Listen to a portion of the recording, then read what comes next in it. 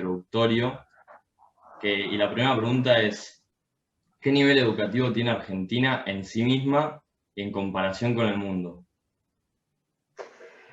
Mira, es interesante la pregunta en realidad por lo siguiente. En general tendemos a compararnos, encima para colmo estamos en una época de la era de la comparación, ¿no? Nos comparamos, en pandemia nos comparamos cuántas vacunas tenemos, cuántos nos hemos vacunado, cuántos contagiados, cuántos muertos, etcétera, etcétera, y si somos más o menos que otros lugares. En el tema de educación viene de, digamos, ya desde hace unos cuantos años, por el tema de la evaluación educativa y de las pruebas PISA, o sea, de las evaluaciones PISA, que en el marco de la Organización del Comercio, de la Organización Mundial, digamos, de la OCDE, en realidad, han analizado la posibilidad de comparar lo que se aprende en un lugar y en otro.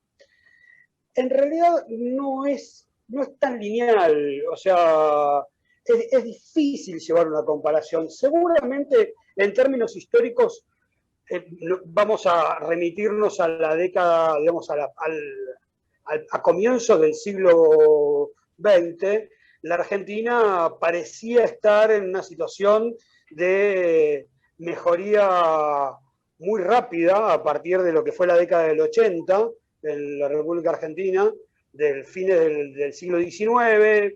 Hablamos de Avellaneda, hablamos de Sarmiento como la figura emblemática de la educación argentina, y la posibilidad que tuvo Argentina de salir de una situación, digamos, de relativa, bueno, relativa, sí, podríamos decirlo, relativa, digamos, atraso, de relativo atraso con respecto a otros países del mundo, y ponerse entre los primeros lugares del mundo en el momento en el que eran creados los sistemas educativos a partir de la creación de los estados nacionales. Por lo tanto, había objetivos, había elementos, pero, digamos, más que compararse con otros, lo que habría que ver es cómo nos comparamos con nosotros mismos y cómo llevamos a un nivel de si los objetivos que estamos intentando llevar a cabo a través de un sistema educativo se están cumpliendo o no. En todo caso, ¿cuánto de ajuste hay con la historia mundial en el sistema educativo desde esa época que parecía que estábamos bien ajustados al momento actual? ¿Cuánto de desajuste hubo?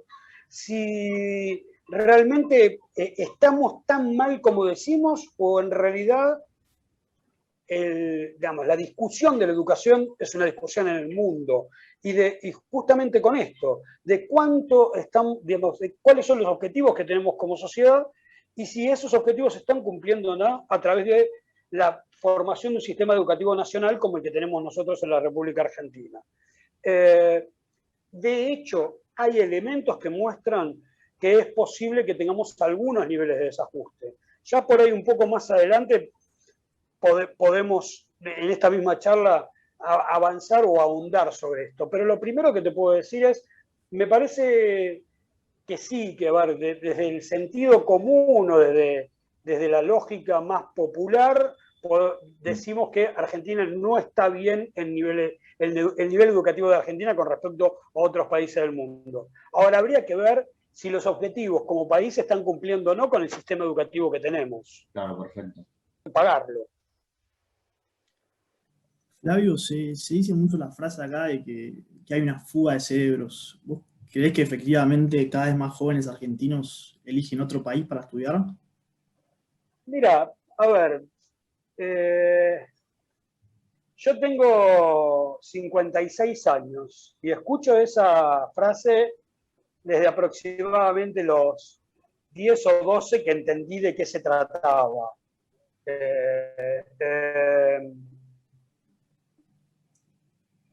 A ver, es posible que lo que esté ocurriendo en la República Argentina, tenemos una muy buena formación de nivel superior en la Argentina. Es más, la Argentina principalmente la ciudad de Buenos Aires es lugar de recepción de muchísimos chicos del mundo que quieren venir a estudiar a la República Argentina. Sin ir más lejos, hay datos concretos, tanto de la UBA, que es el ámbito público en la ciudad, como de las universidades privadas, donde el número de alumnos extranjeros que vienen a vivir a la ciudad de Buenos Aires y que vienen a vivir a la Argentina para formarse tanto en grado como en posgrado es muy alto. Hay universidades privadas que tienen hasta el 30, 40, hasta el 50% de alumnos del exterior.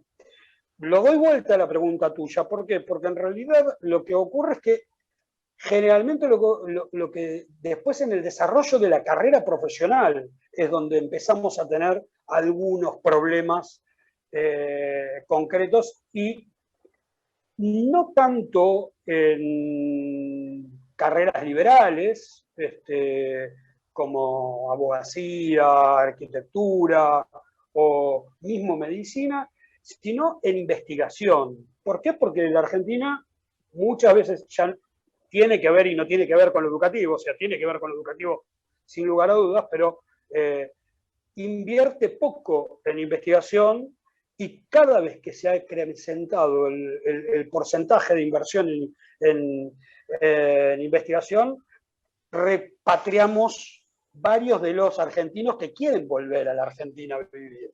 De hecho, muchas veces, muchos de esos argentinos que viven afuera están investigando para Argentina. Yo creo que la diáspora existe en muchos países del mundo, Argentina no es la única a la que le ocurre, pero hoy con esta cuestión de las tecnologías y con esta cuestión de la posibilidad de investigar acá y en cualquier otro lugar del mundo al mismo tiempo, en conjunto y en grupo, hace que muchos argentinos estén trabajando para Argentina desde otro lugar. Sin lugar a dudas, me gustaría volver a la década de los 60 o a la década de los fines de los 50, 60, donde teníamos premios Nobel, teníamos a Hussein, teníamos a Leloir acá en la Argentina, pero no sé si es tanto como se dice. Cada vez que entramos en esos pozos que tienen más que ver muchas veces con pozos, digamos, de crisis y generan depresiones, empezamos a ver y empezamos a poner el ojo en aquellos que se van. Pero ir y volver, creo que está siempre esto dando vuelta. Ojalá pudiésemos, digamos, solventar técnica y económicamente para que no se tuviese que ir nadie y dejar acá, digamos, a muchos de esos cerebros, como decimos, que parece que se nos fugan, ¿no? Muy interesante, Flavio, lo que planteas. Lo que ahora quería hablar era, bueno, el tema del año pasado, de la virtualidad y de la presencialidad. Sabiendo ahora, con el diario del lunes, de la pandemia, de la sorpresa de la pandemia y de la modalidad virtual escolar, ¿estaban preparados los alumnos, las escuelas, los docentes, los padres para adaptar la forma de estudiar de los chicos? ¿Se puede sacar algún beneficio de todo lo que nos pasó en el 2020? A ver, empiezo por el final de lo que dijiste, que es bueno. Se va a sacar beneficio. Se puede y se va a sacar beneficio. Ya hoy estamos sacando beneficios, aunque no lo veamos, porque en realidad muchas veces esos beneficios tienen que ver más con el lugar específico de la escuela, el aula, lo que ocurre con un docente y sus alumnos, el lugar donde se da el hecho educativo en realidad, ¿no? Todo lo demás, digamos, sirve para ayudar a ese momento en el cual un pibe está aprendiendo y un maestro enseñando. Sí. ¿Que estuviésemos preparados? No. Pero no estaba preparado el planeta para esto, ¿eh? Así como tuvimos grandes problemas nosotros, han tenido problemas aún países con mucha mejor, digamos, desarrollo en lo virtual, en la virtualidad. De hecho, las mismas investigaciones que se realizaron acá enfrente, en Uruguay, con un desarrollo importante, como decíamos antes, del programa Ceibal, donde no solo era la distribución de las netbooks, sino además todo un programa que tenía que ver con lo educativo y no con solamente cerrar la brecha digital, tuvo algunos problemas. No estábamos preparados. A ver, la escuela necesita de la presencialidad. Digamos, los seres humanos somos gregarios, los seres humanos necesitamos conexión hasta piel a piel para poder aprender. No es solamente esto. Por supuesto, depende del nivel al cual estamos hablando. Una cosa es un nivel superior, otra cosa es el nivel inicial. Un chico de 3, 4 años, 5, 6. Yo creo que hasta los 12 posiblemente estaremos hablando de esto. Necesitan paulatinamente menos presencialidad, posiblemente. No lo sé, no lo puedo asegurar. Esto es una de las cosas que nos deja la pandemia. Estas cosas de asegurar todo, yo desde hace un año que dudo hasta de lo que dije ayer, y lo vuelvo a pensar, y a lo mejor dentro de 10 días hacemos este mismo reportaje y te digo alguna cosa diferente, porque algo ya cambió en mi cabeza y en la sociedad. Pero en todo caso, lo que yo veo es que necesitamos de esa presencialidad, absolutamente. Ahora, ¿cómo se da la presencialidad?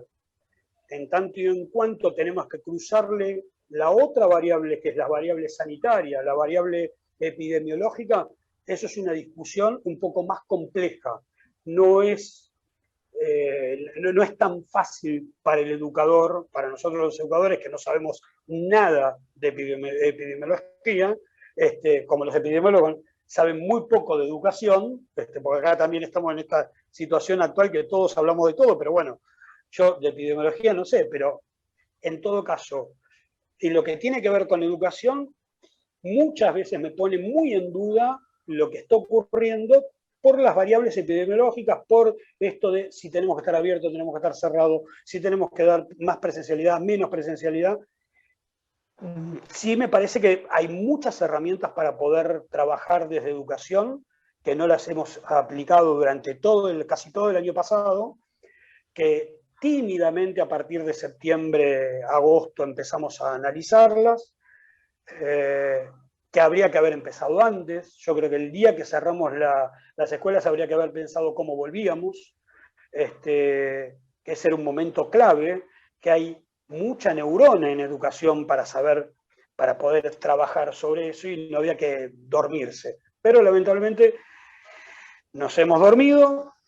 También ocurre que hay poco recurso en educación, por lo tanto, muchas veces el edificio escolar no acepta la posibilidad de albergar a todos los chicos que tendrían que ir. Tenemos que pensar en el modelo de burbujas, tenemos que pensar en el tema de distanciamiento, tenemos que pensar en un chico que va a comer también a la escuela y que no le podemos dar de comer.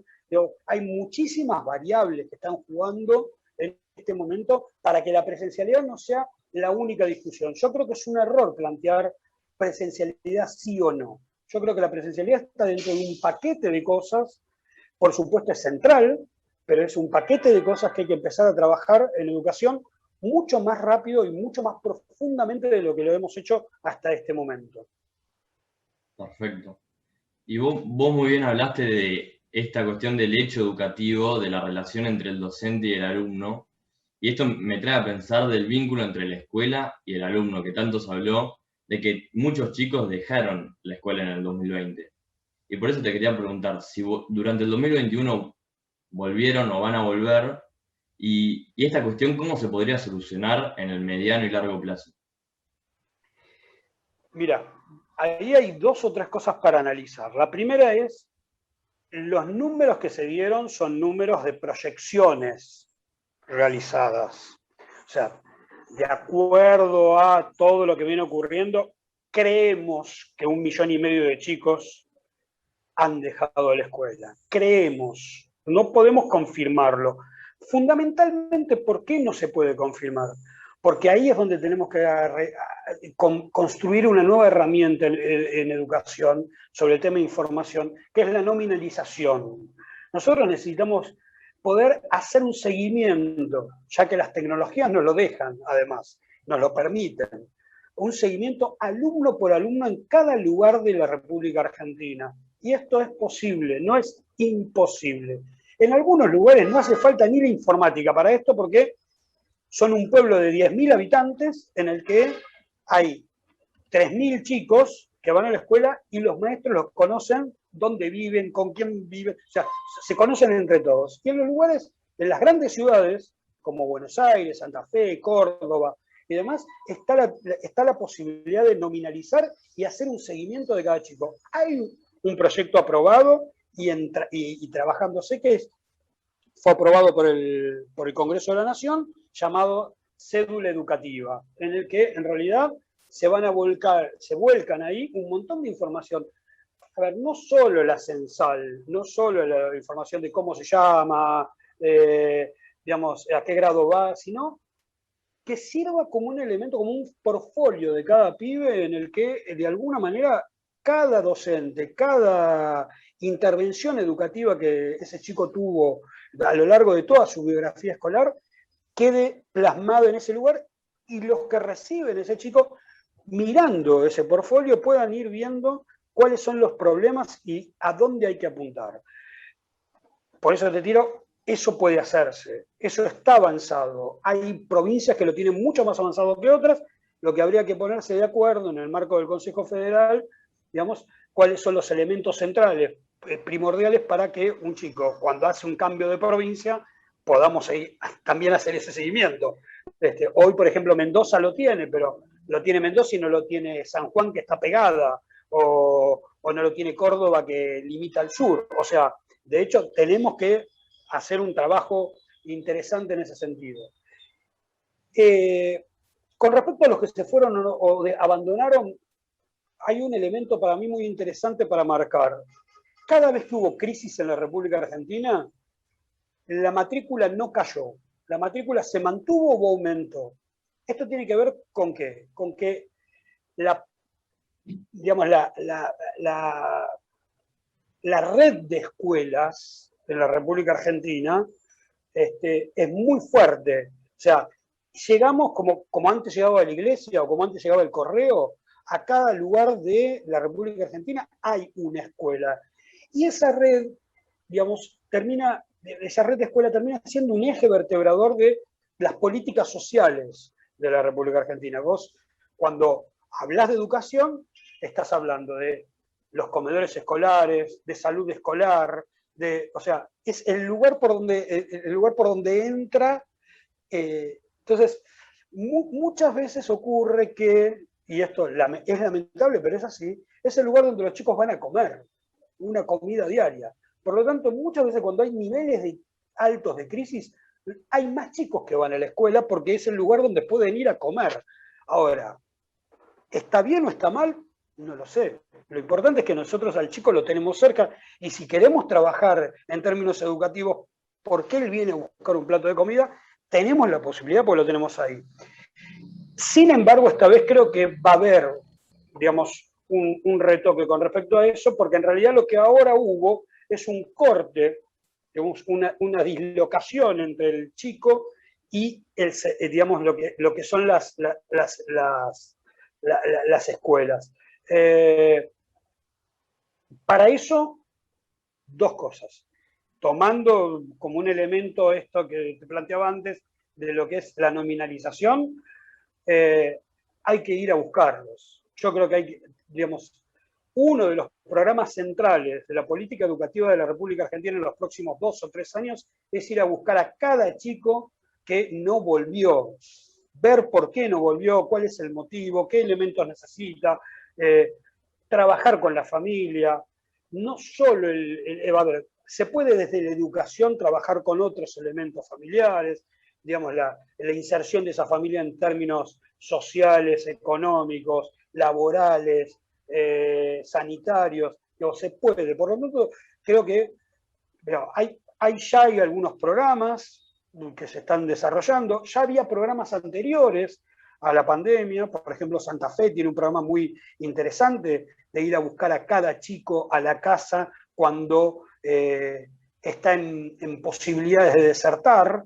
Entonces creo que hoy, ya que tenemos las herramientas, tenemos la posibilidad, podemos poner el foco en eso, y no eso es un 5, un 10% en el peor de los casos, por los números que manejan de posibilidad que hayan desertado, hay que ir a buscar a cada uno de esos chicos, y no es tan difícil hacerlo. Hay que comprometer a las fuerzas vivas de la sociedad, no es solamente educación quien tiene que ir a buscarlos, hay que comprometer, ahí hay que hacer un trabajo en los 3 niveles, nivel nacional, nivel provincial, nivel municipal, organizaciones sociales.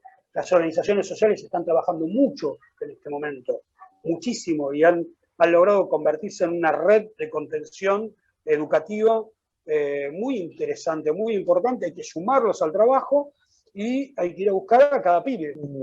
De cambio de tema, en Sí. estos últimos días está habiendo una puja judicial entre la ciudad y el gobierno de la nación con el tema de las clases presenciales, y ya, como de costumbre, se está viendo como una nueva grieta en Argentina sobre este tema, y te quería preguntar si te parece la mejor manera de abordar el problema, y en caso de que no, ¿cuál te parece la mejor manera?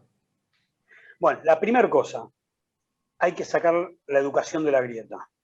Digo, podemos pelearnos por cualquier cosa, yo creo que no hay que pelearse por nada, pero digo, yo creo que tiene que desaparecer la grieta, pero digo, en todo caso, que tiene que haber más diálogo y consenso que grieta. Pero en todo caso, si alguno quiere seguir en esta lógica, por lo menos que deje afuera la educación. La educación tenemos que sacarla de la grieta en el ámbito académico, hasta en el ámbito educativo. Esto está permeando fuerte, pero hasta ahora no estaba. Yo creo que había mucho consenso en términos de académicos y escolares para no llevar al máximo la lógica grietística que no es una cuestión solamente argentina, es una cuestión a nivel mundial, pero bueno, que nos caracteriza últimamente. La primera cosa, entonces, escuela, educación fuera de la grieta. Educación fuera de la grieta. La segunda cosa, vivimos frente a un problema que es la pandemia, que es un problema muy complejo.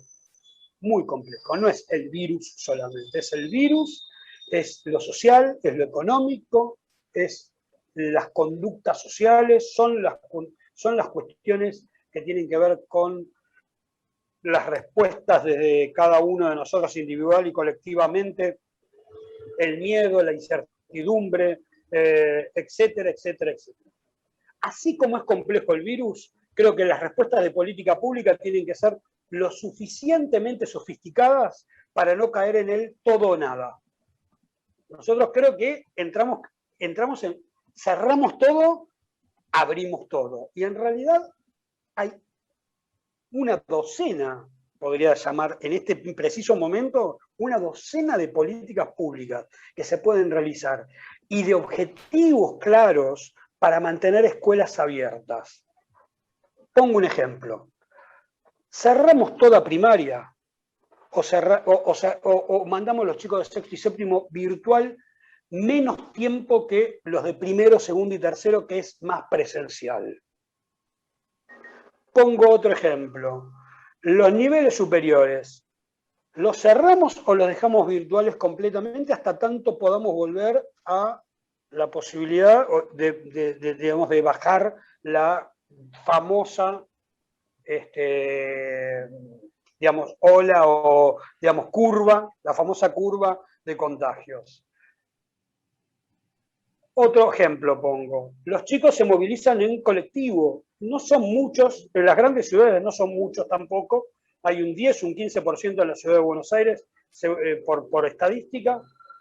¿Ponemos servicio de transporte específico para ese grupo? Digamos, que no se tengan que subir un colectivo.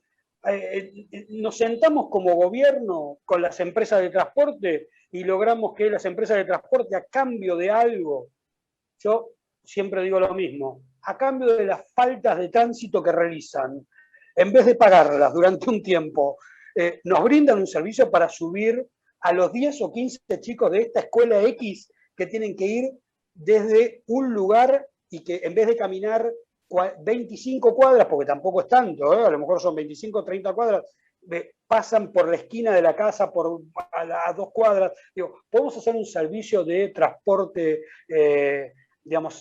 estratégicamente armado para que esos chicos y los docentes de esa escuela que viven lejos puedan acercarse. Entonces digo, son elementos, toda política necesita de esa, digamos, de esa especificidad, esa cosa menos tosca que le estamos planteando siempre a la sociedad. Cerramos todo. Seguramente, y esto hay que entenderlo, yo creo que es importante entenderlo, es muy posible que tengamos que cerrar todo en algún momento.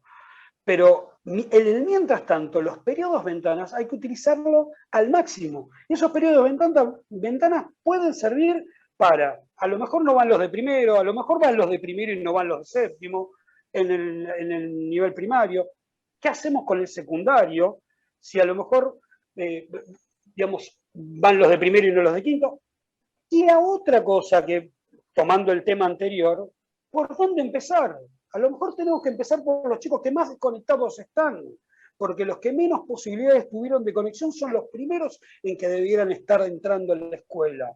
Entonces digo, estos periodos ventana, a ver, ¿hay atisbo de política de este tipo? Sí, hay atisbo. La ciudad intentó hacer algo, la provincia también un poquito, la provincia de Buenos Aires, otras provincias nada, pero hay atisbo, sí hay atisbo. Lo que hay que poner esto es en papel, ponerse a pensar, ser lo suficientemente, digamos, minucioso a la hora de qué estamos haciendo y cómo estamos impactando, si en el transporte o no el transporte, si en los chicos o no los chicos, si en la carga horaria de los padres con respecto al trabajo. Digo, hay muchas cosas para analizar y entonces, por eso digo, el nivel de sofisticación de respuesta de la política pública es muchísimo más grande que en momentos de normalidad. A mí, si me preguntan, me gustaría que ese nivel de sofisticación también fuese en los momentos de normalidad. Pero bueno, ya que estamos, a lo mejor nos sirve para ir aprendiendo cómo vamos sofisticando las respuestas, ¿no? Bueno, ahora, a ver, terminando con este tema, te llevo al último eje que, bueno, a nosotros nos pareció el más importante porque era quizás el más reflexivo que teníamos. Y bueno, te queríamos preguntar, no del lado pesimista, pero sí teniendo en cuenta la realidad argentina, ¿no? Tenemos un cerca de 42% de pobreza, un 10,5% de indigencia, casi un 60% de los chicos son pobres. Y también tenemos otras cuestiones económicas como un 4%, casi un 4% de inflación mensual y una desocupación del 11%, que no compete a estos años o a estos últimos años, sino que es a lo largo del tiempo, ¿no? Entonces te queríamos preguntar primero, si puede haber una buena educación con estas variables socioeconómicas. Preguntón. A ver, a simple vista uno diría que no, que es muy difícil. Ahora, la mejora del educativo viene de la mano de las políticas integrales, no es educación solo. Yo muchas veces discuto con compañeros de trabajo que no provienen del ámbito educativo o con la cuestión más política, de cuando me dicen con ese optimismo pedagógico de si los chicos suben el nivel educativo vamos a mejorar todo. A ver, de hecho ya hay trabajos a nivel mundial que clarifican mucho el tema de que el ascenso social no es solamente porque tengan mejor acceso o mejor conocimiento, solamente. Lo que ha ocurrido sí muchas veces es que como forma de defensa de la sociedad frente a esto que tiene que ver con la crisis generalizada, ya no es lo educativo lo importante a la hora de acceder a mejores puestos de trabajo o ser considerado socialmente en un nivel un poco más alto que lo que era antes. O sea, de hecho, me ha ocurrido escuchar a un político alguna vez en estos últimos años que frente a la pregunta de qué es lo que te gustaría que la escuela le deje a tus hijas, lo primero que dijo es que fueran felices. Lo segundo que dijo fue que tuvieran muchos amigos, y lo tercero que dijo fue que accediera a mejores puestos de trabajo. Y como cuarta y última, frente a la pregunta, bueno, pero el conocimiento ¿dónde está? Dijo, bueno, que aprendan algo. Digo, en realidad esa sociedad, ese grupo social, lo que está demostrando, no es una crítica, es un elemento solamente descriptivo que estoy intentando hacer, es que a los mejores trabajos se accede porque tenés mejores amigos, y no porque tenés mejor conocimiento. En todo caso, hay un elemento ahí que está haciendo como un ruido importante. Muchas veces esos mismos son los que hablan después del mérito, de la meritocracia, de que a partir de esta cuestión del mérito, lo que, digamos, dejándolo de lado, más que, porque es una discusión más profunda, mucho más complicada, compleja, lo que a mí me parece que nosotros debiéramos pensar es una política integral, en modelos de política pública que atacaran todos los temas al mismo tiempo. La pobreza no se baja dando solamente trabajo, solamente accediendo a bienes. Hay diferentes niveles de pobreza. Hay pobrezas que tienen que ver con lo económico. De hecho, es una línea en este momento lo que está marcando por arriba y por debajo, pero los que están muy poquitito por arriba siguen siendo tan pobres como, y los que están por debajo no son tan ricos como. Digo, estamos en una situación compleja, y además no solo hay pobrezas económicas, hay pobrezas culturales, hay pobrezas educativas. Entonces digo, hay una política que a mí me gustó mucho, que se llevó a cabo en el ámbito, fue tomada de lo que fueron las zonas de educación prioritaria, que en París, en Francia, donde teniendo como centro el ámbito educativo, educación coordinó un montón de áreas de gobierno que tuvieron impacto sobre un objetivo, digamos, regional, local, específicamente, digamos, geográfico, ¿no?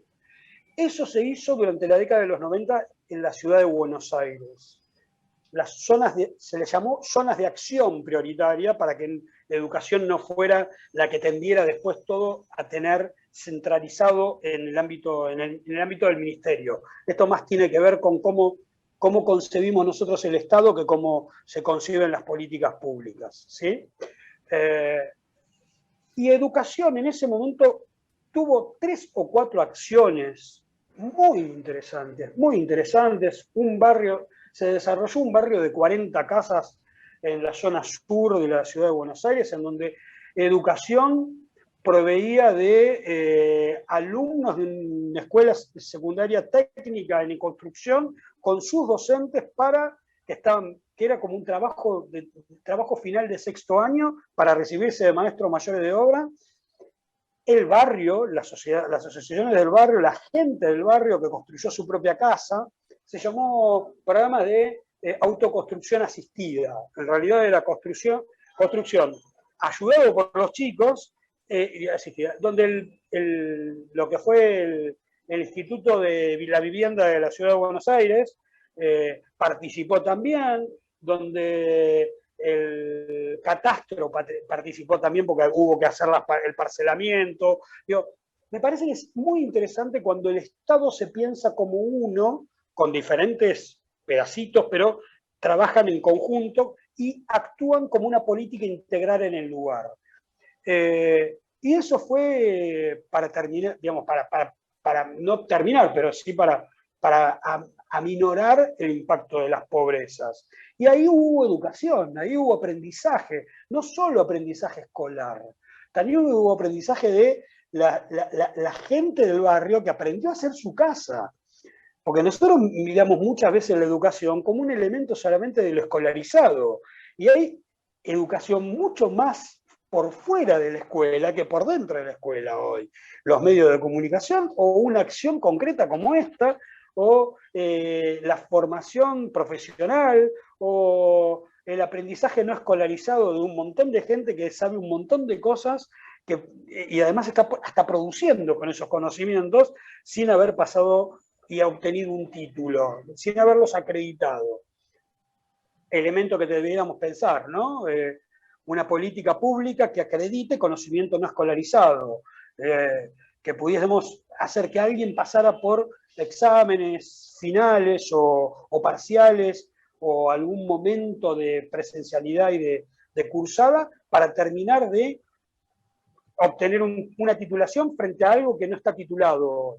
Pero bueno, entonces digo, volviendo al tema de si se puede o no se puede, yo creo que se puede, yo creo que hay acciones muy concretas, desde la cultura también hay acciones muy concretas, desde el ámbito cultural en la posibilidad de realizarlo. ¿Cuáles son los problemas concretos que hoy tenemos? El primero es recursos, como siempre, para no variar. El segundo es gestión. Hay que gestionar mejor. Hay que gestionar mejor el Estado. El Estado tiene que estar más cerca de la gente. Y una de las cuestiones para gestionar mejor es la descentralización, y una de las cuestiones que tienen, digamos, para gestionar mejor, en el caso, por ejemplo, escolar, es la autonomía. La posibilidad de que las escuelas empiecen a decidir sobre algunas cosas, no sobre todas, ni sobre lo troncal que es el aprendizaje, qué tiene que aprender un chico para que un chico en Villa Lugano no aprenda diferente a lo que tiene que aprender un chico en Palermo, en la ciudad de Buenos Aires, o un chico en La Quiaca, o un chico en Ushuaia. Digo, eso es central, tiene que haber una política concreta unificada, pero después hay un montón de elementos que tienen que ver con la posibilidad de la gestión local. Y esa gestión local tiene que estar mucho más comprometida en sustentar estas cosas. No solo desde el ámbito educativo, también desde el ámbito, digamos, de vivienda, del ámbito de salud. Yo creo que todo tiene que pensarse de una manera justamente más compleja, pero más cercana. Esa cuestión más cercana nos va a dar la posibilidad de saber al momento cuáles son las necesidades. Y después, un último tema para mí muy interesante para plantear es la posibilidad de el equilibrio del respeto entre lo que trae el pobre y lo que nosotros queremos lograr. Porque muchas veces lo que termina ocurriendo es que la política desestima lo que el pobre trae, que trae muchísimos conocimientos. O si no, se mete en la lógica de la pobreza y defiende la pobreza, y entonces terminamos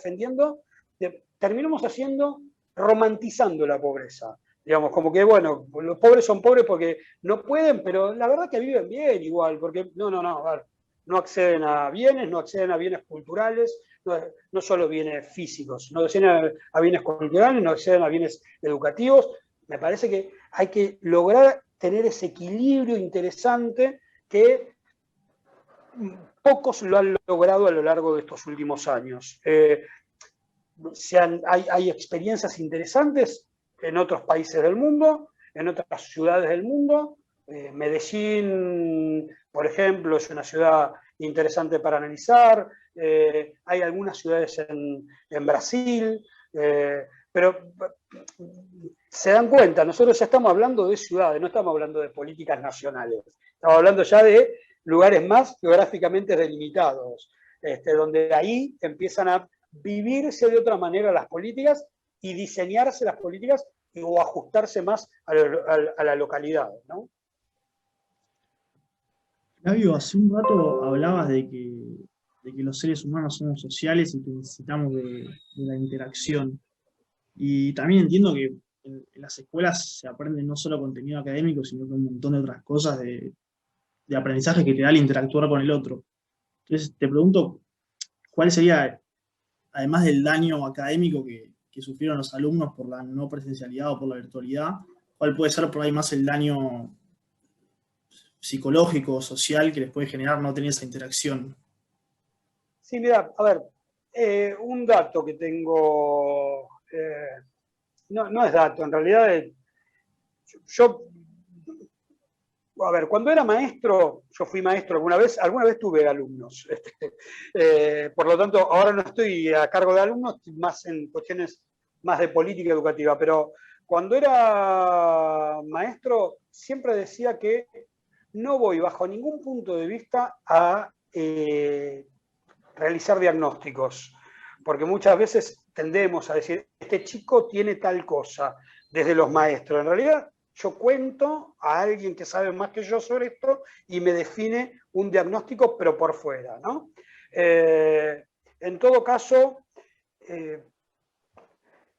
me apoyo sobre varios, digamos, psicólogos que escuché y psiquiatras que claramente dicen que a el momento de hoy estamos teniendo algunas cuestiones muy importantes y muy complicadas frente a la situación de los chicos. No tuve ningún caso particular, pero sé que existen, sé positivamente que existen, hay un impacto fuerte, el no estar con los otros es muy complejo. Tenemos chicos que no han tenido la posibilidad, yo he tenido chicos que han nacido prepandemia, tenían 6, 7 meses y estuvieron hasta casi los 2 años sin conexión con otros chicos, con otros chicos de su misma edad, siempre entre adultos. Si no tenían hermanitos, peor todavía. Por lo tanto, sí, hay un elemento fuerte. Los chicos han tenido, digamos, he escuchado a algún compañero mío que me ha dicho, he tenido un incremento muy fuerte de casos de chicos con fuertes problemas de desajuste con la realidad por este tema de no haber ido a la escuela. De hecho, la vuelta fue muy interesante en algunos lugares donde se dio, porque los chicos querían volver. Si uno recuerda, digo, yo cuando lo veo digo, nunca en mi vida hubiese pensado que un chico iba a tener tantas ganas de volver a la escuela, porque en mi época ojalá no fuésemos más a la escuela. Bueno, dio la pauta de que los chicos necesitan de ese espacio de socialización fuerte y que no lo da las nuevas tecnologías, no lo da el Zoom, no lo da todas estas cosas, ¿no? Sí, de hecho, no, sí que te decía que, bueno, digo, con lo que venías diciendo, de hecho hubo varias movilizaciones de alumnos con los padres pidiendo porque vuelva la presencialidad. Bien. A ver, aparición de un nuevo actor, o mejor dicho, un actor que siempre estuvo, pero últimamente estaba bastante escondido, que era el padre. Los padres y su relación con la escuela. ¿Qué lugar ocupan los padres en el sistema educativo argentino? Desde ese viejo cooperador, al cual poco y nada hoy existe en las grandes ciudades, digamos, por diferentes motivos, cambios en los tiempos laborales, menos posibilidades de apoyo concreto puntual a la acción de la escuela, retiro de un nivel social, de un sector de la escuela, el nivel medio, los niveles medios, retirado de la escuela pública, buscando la escuela privada, donde ya el papá paga o encuentra una forma de satisfacer su necesidad, pero la relación es más de, entre comillas, cliente que de actor fundamental, padre de un chico que va a la escuela y quiere saber qué aprende. Reaparición de este actor importantísimo. Yo creo que es uno de los elementos más importantes de lo que ocurrió en los últimos tiempos. La reaparición de los padres. La demanda. Si hay demanda, podemos movilizarnos hacia el objetivo de mejoría. Si no hay demanda de los padres, no hay demanda social encabezada por los padres, nos achanchamos. Entonces digo, me parece muy interesante que hayan reaparecido los padres. Yo tengo no es una crítica, no quiero que lo tomen como crítica los papás, pero yo tengo un elemento. Yo creo que muchos de los papás que se movilizaron hoy son esa clase media aspiracional, muchas veces, que considera que la formación de sus hijos es extremadamente importante y que le pone garra a ese tema. Y si la escuela pública no funcionaba, lo mando a una privada, y si tengo que pagar y tengo que dejar de hacer algunas cosas mías para que él vaya y aprenda, está. Entonces, ese esfuerzo está bien definido.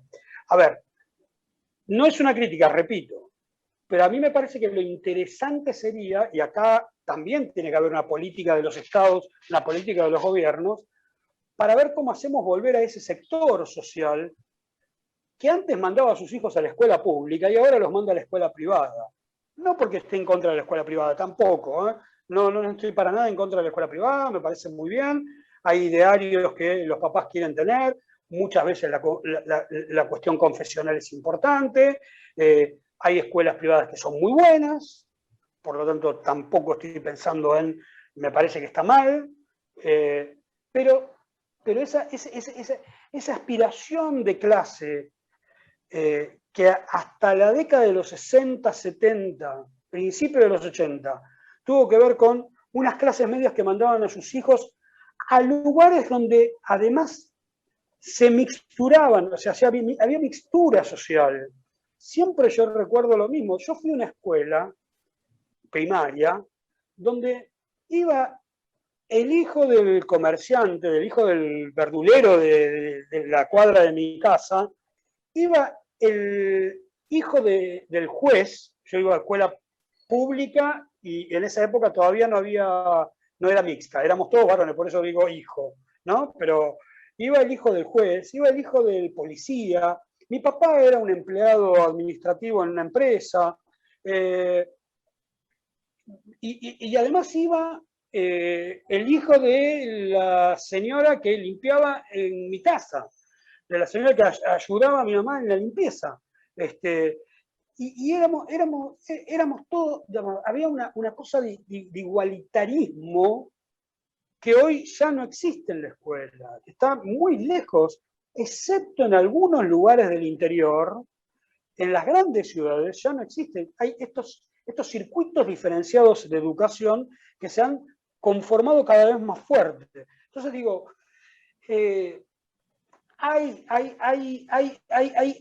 me parece que es muy importante la vuelta del papá, porque va a generar un nivel de demanda interesante al sistema educativo y a las políticas públicas que los ministerios definen para la educación, los ministerios y los gobiernos, ¿no? Definen para la educación. Después habrá que ver, que yo creo que justamente esto debiera ser desde el lugar de la política pública de educación, cuál es el espacio concreto que los papás van a tener, cuáles son los límites de opinión, porque ahora medio como que se mezcla, muchas veces el papá dice, no, yo no quiero que le enseñen tal cosa, quiero que le enseñen tal otra. Bueno, a ver, en este caso, el papá puede decidir a qué escuela, con qué ideario, cuál es la línea, el trazo bien grueso, que no se desvíe esta cuestión, pero no puede definir la currícula, no puede definir un diseño curricular, un contenido, la forma de enseñar. Esto tiene que ver más con los técnicos en educación, los docentes, pedagogos, didactas y demás. Me parece muy interesante sí que esté participando y que no sea solamente esa cuestión de hago una cuota cooperadora o hago algún trabajito o hacemos una kermés. Digo, no, yo me gustaría tenerlos sentados a la mesa discutiendo cosas que tienen que ver con la gestión de la escuela, con cómo conseguir recursos, con cómo orientar hacia tal o cual lugar el proyecto institucional. Me parece que son un elemento muy, muy importante. Y después la última que vos me decís con respecto a los chicos. Yo creo que los chicos también tienen que tener su voz dentro del sistema. Ahora, el sistema tiene que seguir siendo, digamos, la educación es asimétrica.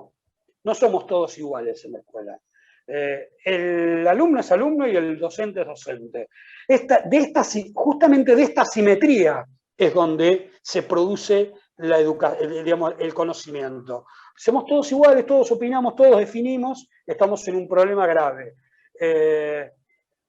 Discusión siempre con centros de estudiantes o autoridades o conducciones educativas que entran en el facilismo y en la lógica de hacer muchachismo con los chicos, ¿no? Bueno, sí, los tengo tranquilos. No, los chicos hay cosas que pueden tomar decisiones, hay cosas que deben tomar decisiones y hay cosas que no. Igual pasa con los papás, e igual pasa con los directivos y los docentes con respecto a la vida de un alumno. Yo no puedo decidir si el chico va a ir o no a darse una vacuna, yo no puedo decir si el chico va a comer o no tal cosa, si el chico va a seguir tal o cual carrera. Digo, me parece que tiene que ver con un ámbito familiar. No pisarse es lo interesante, no pisarse, pero todos en una misma mesa poniendo en el centro, digamos, la posibilidad de que un chico aprenda. Ese es el punto. Todos abonando a que el chico mejore la calidad y las posibilidades de aprender. Y cortando definitivamente con las desigualdades de origen, que esto es muy, muy importante, porque acá nosotros estamos teniendo, digamos, no sé, digamos, ahí hay una discusión fuerte, si las desigualdades son de origen o son de finalización.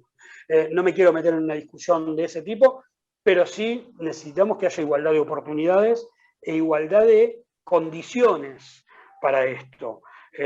Y para eso, digamos, la distribución equitativa, muchas veces, de los recursos. Aquellos que necesitan más, les tiene que llegar un poco más. No pueden recibir exactamente lo mismo que aquellos que necesitan menos.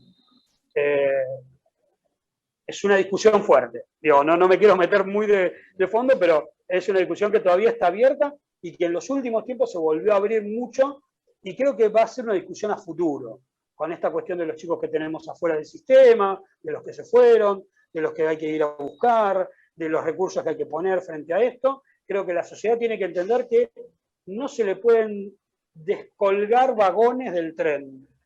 Los vagones no pueden ir quedando. Si se descolgó, hay que volver para atrás, volver a engancharlo y volver a tirar para adelante, porque tenemos que ir todos para el mismo lugar. No todos somos lo mismo, no todos estamos en el mismo nivel, no todos tenemos la misma posibilidad, pero todos tenemos que llegar a la meta. Algunos llegarán antes, otros llegarán después. Flavio, quería traer en la última pregunta a un personaje y una figura muy importante que mencionaste en la primera pregunta que te hicimos, que es Domingo Faustino Sarmiento. Y bueno, quería leer dos frases de él, que se dicen las más famosas, ¿no? La primera es: hombre, pueblo, nación, Estado, todo está en los humildes bancos de la escuela. Y la siguiente es: todos los problemas son problemas de la educación. Teniendo en cuenta estas dos frases, ¿no? Te quería preguntar si la escuela es un gran sitio o uno de los más influyentes para fomentar el sentimiento de comunidad, de solidaridad y de ciudadanía que muchos ven en decadencia en el país. A ver, la época de Sarmiento es una época en la que se construía nacionalidad. Por lo tanto, Sarmiento, la mayor parte de las cosas que realiza, las realiza con el objetivo de educar al soberano. El soberano era el ciudadano argentino, digamos, cientos de cosas. Sarmiento se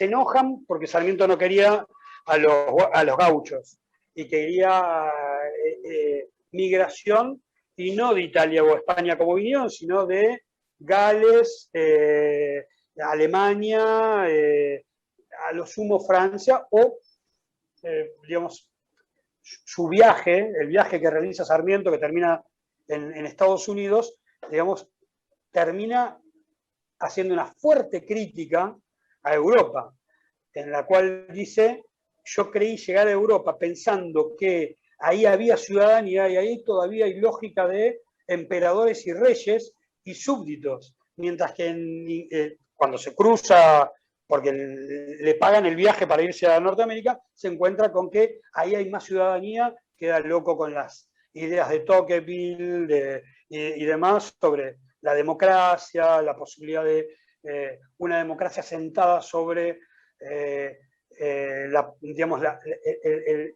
los dueños, con el propietario, ¿no? Por eso cuando viene acá, llega Chivilcoy, arma todo una cuestión que tenía que ver con una reforma agraria, bueno, trae las tecnologías del momento, trae lo que es el tren, el correo, digamos, y la escuela. La escuela como un lugar central para la construcción de ciudadanía. Yo creo que a lo largo del tiempo eso fue cambiando. Hay muchas cosas de Sarmiento que siguen incólumes, sin lugar a dudas, y además, para mí, yo soy sarmientino, puramente sarmientino.